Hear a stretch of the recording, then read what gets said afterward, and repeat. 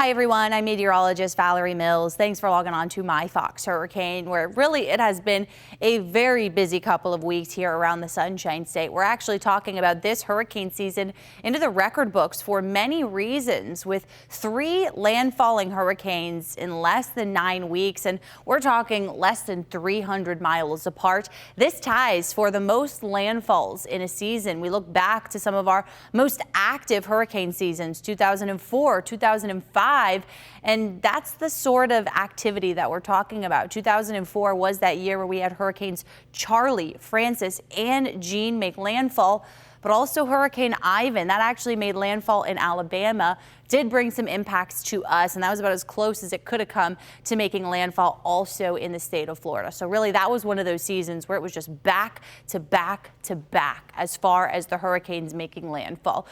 Some other records that we saw here was the rainfall that came down during Milton. As for Tampa, second wettest day on record with 11.43 inches of rain falling on Wednesday as the storm was approaching. That made landfall Wednesday night on Siesta Key about 8:30, 120 mile per hour winds as a Category 3 hurricane. St. Petersburg, wettest on record with 18.78 inches of rain falling. That is a 1 in 1,000 year rainfall event. We had a flash flood emergency that was issued from our Tampa Bay National Weather Service office. Clearwater was a part of that as well. 14 inches of rain falling, and a lot of that came down in about a 6 to 8 hour period. So that caused a ton of unprecedented flooding and rescues, water rescues all across the area. The other thing that Milton was able to produce, an amazing amount of tornado and tornado warnings. And we're not talking typical tornadoes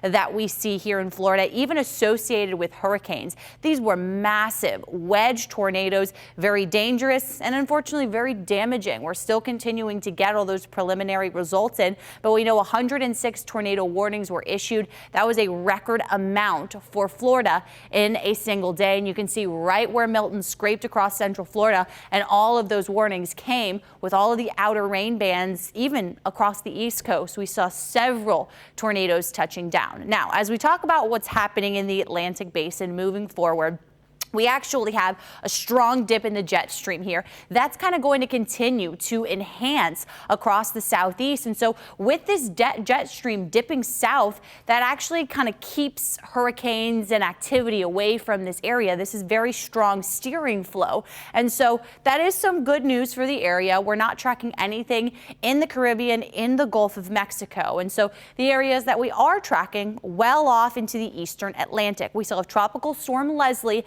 and a newly developed wave that we're watching for some additional tropical development. About 40% odds for that to further form and develop into potentially a tropical depression, a tropical storm in the next 7 days. We're talking about 40% odds of that. As for Tropical Storm Leslie, that's still with sustained winds about 50 miles per hour, quickly moving to the northeast at about 24 miles per hour. So this is moving off to the north and east, heading away from the continental U.S. And even though further weakening is expected the next couple of days, this may be moving into areas around Spain, around France, bringing them some rain. Likely no longer a tropical system by the time it gets there, though. Now, here's that tropical wave that I was just mentioning to you that we're watching just off the coast of Africa. It is looking a little bit more impressive. You can see some of those thunderstorms, the enhanced convection, and some brief rotation trying to get going there. So this is the wave that we will be keeping a very close eye on in the next several days. Invest 94L is what we're calling it as of Saturday morning. And so you can see where these models take it. Generally kind of dip it toward the south as it continues on that westward path where maybe this starts to impact parts of the Caribbean islands, the Leeward Islands, with some rain and some bigger surf. But it does look like this kind of moves into an area that's not too favorable for additional strengthening. So if this does become a depression or a tropical storm, it may be a short-lived system that we're talking about. But regardless, we're going to be keeping a close eye on this, any additional areas that might pop up. And of course, we'll have all the updates to come right here on My Fox Hurricane.